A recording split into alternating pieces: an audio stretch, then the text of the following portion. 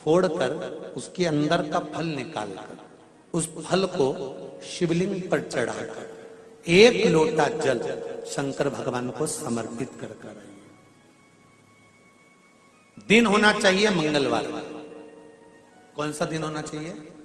जम के बोलो जरा, मंगलवार। समर्पित करो। उसके बाद में आप विवाह के लिए अगर समर्पित करे हैं तो विवाह में देरी नहीं होगी।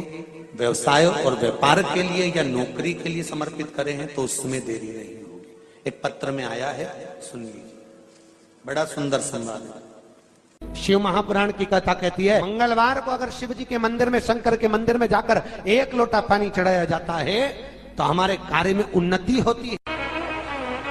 हाथ में जल का पात्र हो, शंकर के मंदिर में जब तुम जा रहे हो, शिव के पास जब पहुंचो, जल से हाथ, ये लोटा जब जल का तुम बाबा को समर्पित कर रहे हो, जल चढ़ा रहे हो, उस समय पर बाबा से जरूर कहो, बाबा बहुत दिन हो गए, बहुत दुखी हूं, ए मेरे शंकर, मेरे कुबेरेश्वर महादेव, मेरे महाकाल राजा, मेरे इस हाथ को अब तुम पकड़ लो बाबा, बहुत दुखी हूं, अब तुम थाम लो बाबा।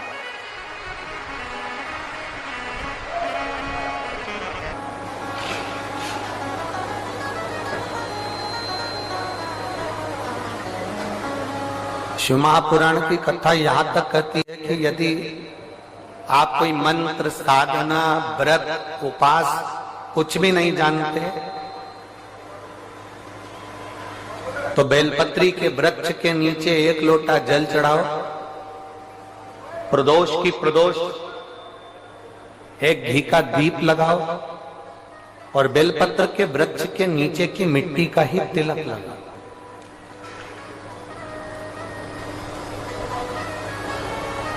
बेलपत्र के वृक्ष के नीचे की ही मिट्टी का तिलक। कथा हमको कहती है कि भगवान कभी भी सामग्री का भूखा नहीं रहा, भगवान भोलेनाथ भाव का भूखा रहा। भगवान शंकर को रिझाने के लिए सामग्री की जरूरत नहीं है। कोई चीज तुम पशुपति व्रत करने के लिए गई हो, थोड़ा सामान तुम्हारा घर पर छूट गया, मान लो तुम्हारा कंकु, रोली, मोली, चंदन, हल्दी कुछ घर पर छूट गया, बस एक चीज ना छूटे, जो 6 दिए हैं वो और प्रसाद के 3 हिस्से।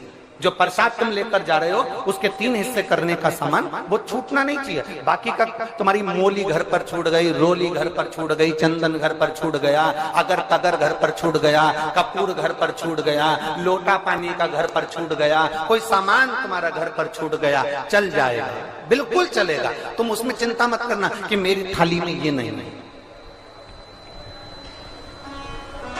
गणगौर की पूजन करने जाती हैं माताएं, इधर गणगौर होती है कि नहीं होती हमको नहीं मालूम। गणगौर की जब पूजन करने माता जाती हैं, तीज का पूजन करने जाती हैं, देवी का पूजन करने जाती हैं, चतुर्थी का पूजन करने जाती हैं, किसी देवी देवता का पूजन करने जाती हैं, पूजन की थाली में दूसरे की थाली में देखती हैं कि बहुत सारा सामान है, मेरी थाली में ये चीज नहीं है, तो उसको याद आती रहती है, मैंने तो भगवान को ये चढ़ाया ही नहीं, मैं तो भगवान को ये देख ही नहीं पाई, मैं तो भगवान को ये दे नहीं पाई, मेरे पास तो ये सामान है ही नहीं, उसकी चिंता में लग जाती है। शिव महापुराण की कथा कहती है, जो देवी देवता ने आपके हाथ से बुलवाना था वो सामान देवी देवता ने अपने हाथ से बुलवा लिया, अब चिंता करने की जरूरत नहीं। आप ये टेंशन मत लो कि मेरी थाली में ये नहीं है, मेरी थाली में ये है, ना ना, आप तो भगवान के भरोसे छोड़ दो कि तूने जो कहा मैं वो लेकर आ गया, तूने जो मुझे बुद्धि दी उस बुद्धि से मैं लेकर आ गई, तूने जो मुझे आज्ञा करी मैं वो लेकर पहुंच गई। अब मेरे पास में ये नहीं कि मैं ये भूल गई, मैं ये रह गया।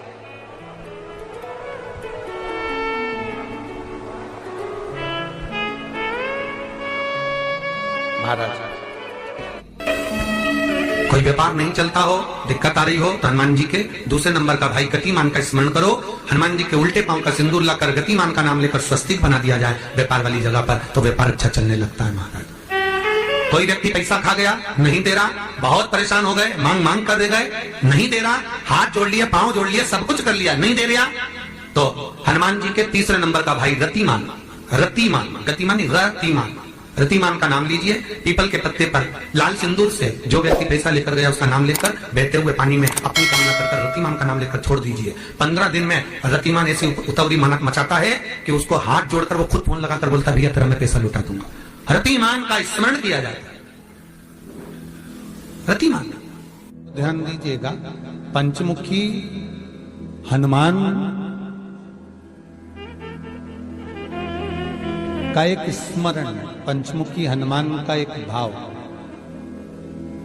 महाराज जैसे बहुत ज्यादा तकलीफ अगर व्यक्ति को हो गई है, बहुत कष्टमय जीवन चल रहा है, हार गए हर जगह से और तकलीफमय जीवन चल रहा है, तो पंचमुखी हनुमान का एक शिव महापुराण का और स्कंद पुराण का एक बड़ा सुंदर मंत्र है। उस मंत्र को आप सब एक बार हमारे साथ में बोलें।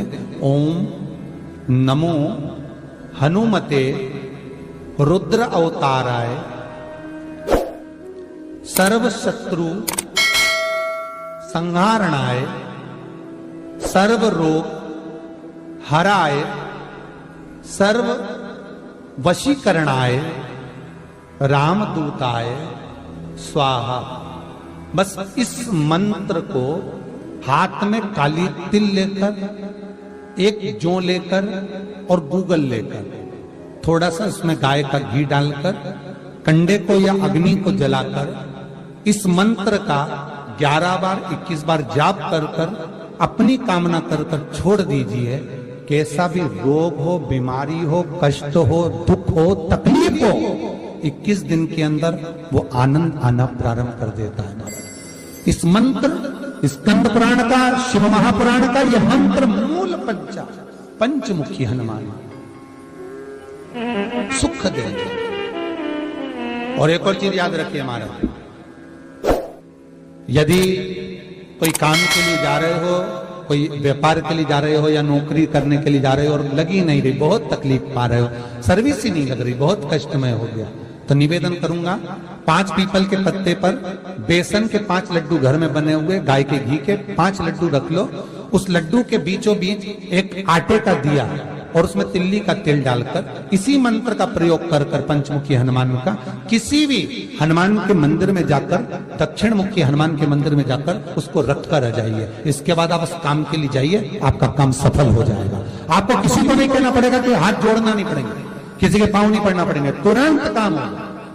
बस इस मंत्र का स्मरण कर कर पंचमुखी हनुमान का भूतेश्वर जो मंत्र है वो सुख देने वाला। पूरी दुनिया का कोहिनूर हीरा है संस्कार, हमारी सभ्यता, हमारी वृत्ति।